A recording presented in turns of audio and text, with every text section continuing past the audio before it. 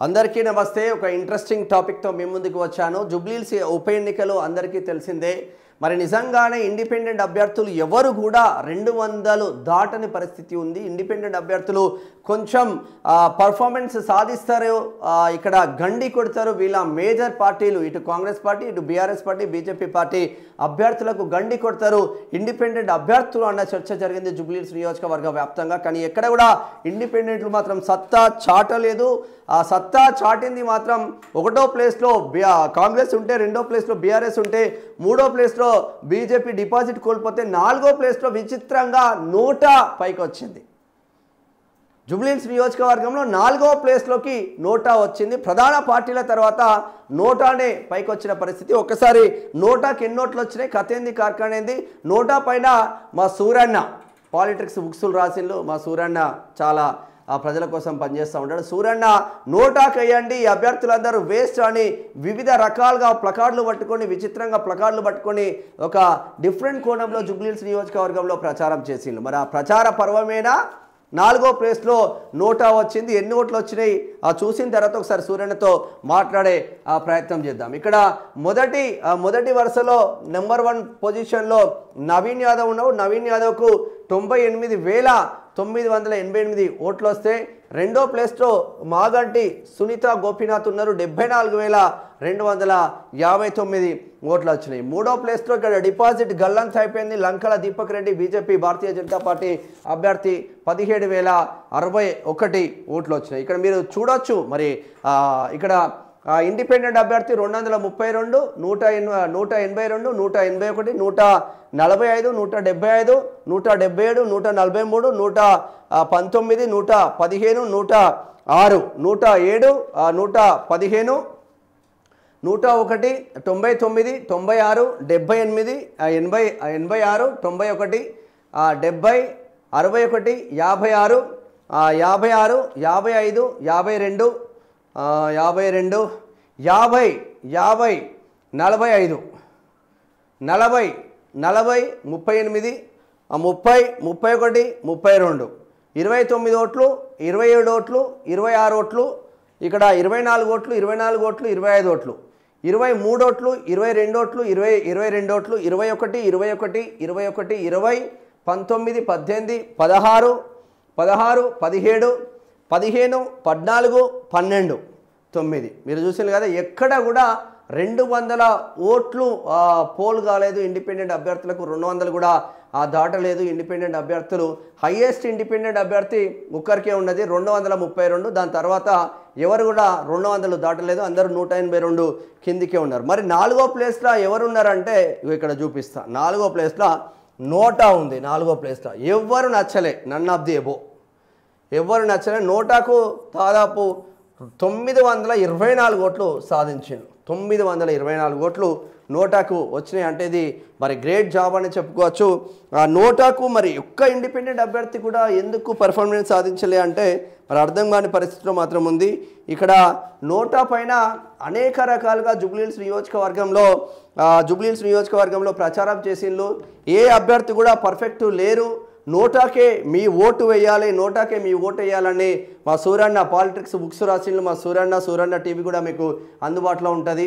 ప్రజల కోసం పనిచేస్తున్న సూరన్న నియోజకవర్గంకు వెళ్ళి వేషధారణ వేసుకొని నోటా పైన విస్తృతంగా ప్రచారం చేసిండు. మరి నోటా 4వ ప్లేస్లోకి వచ్చిందంటే సూరన్న గెలిచినట్టే మా దృష్టిలో అనుకుంటున్నాం. మరొకసారి సూరన్నతో మాట్లాడే ప్రయత్నం చేద్దాం. అన్న, మీకు కంగ్రాచులేషన్. మొత్తం మీద భారతీయ జనతా పార్టీ 3వ ప్లేస్లో ఉంటే, భారస 2వ ప్లేస్లో ఉంటే, కాంగ్రెస్ మొదటి వరుసలో ఉండి విజయం సాధిస్తే, ఇంతమంది 58 మంది పోటీ చేసిన జూబ్లీహిల్స్ నియోజకవర్గంలో నోటా 4వ ప్లేస్కి వచ్చింది. మీ ప్రచారం ఫలించింది అనుకోవచ్చా?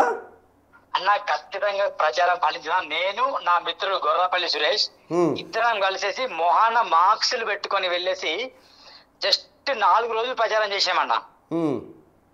అరే ఎవరు నచ్చకపోతే కనీసం నోటకైనా వేయండి, కానీ ఇంట్లో కూర్చొని మౌనంగా ఉండకండి. ఇన్స్టాగ్రామ్ లో, ఫేస్బుక్ లో, వాట్సాప్ లో సొల్లులు కొట్టుకు ఉండకండి. ప్రభుత్వం హాలిడే ప్రకటించింది, ఓటు వేయండి. జూబ్లీహిల్స్ లో ఎవరైతే ఓటు వేయరో వాళ్ళు బతకడానికి అర్హత లేదు. వాళ్ళని జైల్లో పంపండి, అవసరమైతే పాకిస్తాన్ పంపండి, గాజాకి పంపండి, వాళ్ళని జైల్లో వేయని ప్రకటించాం. నడి బజార్ మేము ప్రశ్నించినాం. ఉమ్. మా ప్రచారాన్ని పోలీసులు 20 మంది వచ్చి అడ్డుకున్నారు. అంటే ఎందుకు ఇక్కడ నవీన్ యాదవ్ నచ్చలేదా మీకు, మాగంటి సునీత నచ్చలేదా, ఇక్కడ లంకల దీపక్ రెడ్డి నచ్చలేదా, ఎందుకు నోటా కోసం ప్రచారం చేస్తారు మీరు? అన్న ఒక విషయం బాగా గమనించాను అన్న, ఇది ప్రజాస్వామ్య దేశంలో, గణతంత్ర భారతదేశంలో ఈ పార్టీలన్నీ చెడిపోయినాయి అన్న. ఓకే, పార్టీలన్నీ చెడిపోయినాయి. ఒకటే అన్న, చాలా మంది మనం ప్రశ్నించారు ఏమనంటే, ఎవరికొకరికి ఓటేస్తే వాళ్ళు గెలుస్తారు కదా, నోటాకేస్తే ప్రయోజనం లేదా అన్న నన్ను. బహుశా మీరు అదే క్వశ్చన్ నన్ను అడుగుతారు. ఇప్పుడు అదే వాస్తవంగా నోటాకే వేసినాం అనుకోండి, సపోజ్ నోటాకే వేసి నోటా మొదటి వరుసలో ఉంటే మళ్ళీ ఎలక్షన్స్ రావాల్సిందిగా, నోటా ఎమ్మెల్యే అయి జూబ్లీహిల్స్ నియోజకవర్గాన్ని పాలించదు కదా. పాలించదు కానీ నా అవేర్నెస్ ఏంటంటే అన్న, ఇంట్లో కూర్చొని మౌనంగా ఉండకండి, కనీసం ఓటు హక్కును వినియోగించుకొని ప్రచారం చేసిరన్నా. ఓకే, ఇంకోటి ఏంటంటే అన్న, ఇప్పుడు నోటాకేస్తే వృధా అయినట్టు అంటారు కదా, వృధా అయినట్టు కాదు. ఎందుకు కాదంటే, ఇప్పుడు బీఆర్ఎస్, బీజేపీ, కాంగ్రెస్ ఈ 3 పార్టీలు ప్రధాన ప్రతిపక్షంలో ఉన్నాయి, నా ప్రధాన పార్టీలు ఉన్నాయి అక్కడ. ఇప్పుడు గెలిచేది ఎవరన్నా, గెలిచేది ఒకరే కదా, గెలిచేది ఒకరే. 2 పార్టీలు పోటీ చేయకుండా ఉంటారా? అంటే కాంగ్రెస్ కు ఓట్లు వేసిండ్రు, బీజేపీకి వేసిండ్రు, బీఆర్ఎస్ కి వేసిండ్రు. ఇప్పుడు కాంగ్రెస్ గెలిచింది, మరి బీజేపీకి ప్లస్ బీఆర్ఎస్ కి వేసిన ఓటు వృధా అయినట్లా? మీరు చెప్పండి, వృధా అయినట్లా కాదా? కాదు, వాస్తవంగా కాదు. మరి ఇది కూడా కాదన్నట్టుగా, ఇది ఒక లెక్క ఉంటుంది దీనికి. అరే 880 మందికి 894 మందికి అసలు ఎవరు నచ్చట్లే, ఒక బలమైన 924 మంది నోటా కోట్లు వచ్చిండ్రు. సారీ 924 మందికి నచ్చట్లేదని జస్ట్ 3 రోజులు అన్న. ఇదే 30 రోజులు ప్రచారం చేసి ఉంటే నోటా ఫస్ట్ ఉంటుండే. నోటానే ఫస్ట్ ఉంటుండేనా? 30 రోజులు ప్రచారం చేస్తే నోటా ఫస్ట్ ఉంటుండేనా? ఇంకోటన్నా, గెలిచి నోటా కేసి ప్రయోజనం లేదని కొందరు అంటారు. మరి వీళ్ళ కేసు ఏం ప్రయోజనం మీరు చెప్పండి అన్న. ప్రజా వాయిస్ ఏది నేను ప్రశ్నిస్తున్నా, మరి వీళ్ళ కేసు ఏం ప్రయోజనం ఉంది చెప్పు. వీళ్ళు అవినీతిని రూపుమాపుతున్నాడా, లంచగొండి వెదవల, వీళ్ళు ఏమన్నా సమాజంలో మార్పు కోరుతున్నాడా? వీళ్ళని గెలిచి మనం ఏం చేస్తున్నాం? అందుకే నోటగా అన్నాయండి భయ్. నోటాకి మీరు వేస్తే కనుక సుప్రీంకోర్టులో కావచ్చు, చట్టసభలో కావచ్చు, పార్లమెంట్ లో కావచ్చు, ఒక 10,000 ఓట్లు వచ్చినా కానీ, అరే నోట అన్న గమనించండి అన్న, 10,000 ఓట్లు వచ్చిన నోటా మీద నిజంగా సీరియస్ గా డిసిషన్ జరగదు సొసైటీలో. మీరు చెప్పండి అన్న, 800 వస్తే ఇట్లా డిస్కషన్ జరుగుతుంది. అదే 10,000 ఓట్లు నోటా వస్తే ఎంత డిస్కషన్ ఉంటుందన్న. ఆ డిస్కషన్ వల్ల జనాలు ఒక రోడ్ల మీద ఎక్కేసి ధర్నాలు చేయరా, రాష్ట్రాలకు చేయరా. ఎస్, ఎనీవే అన్న, కంగ్రాచులేషన్. 4వ ప్లేస్లో మీ నోటా వచ్చింది. మీ ప్రచారానికి నిజంగా ధన్యవాదాలు చెప్తా ఉంది ప్రజా వాయిస్.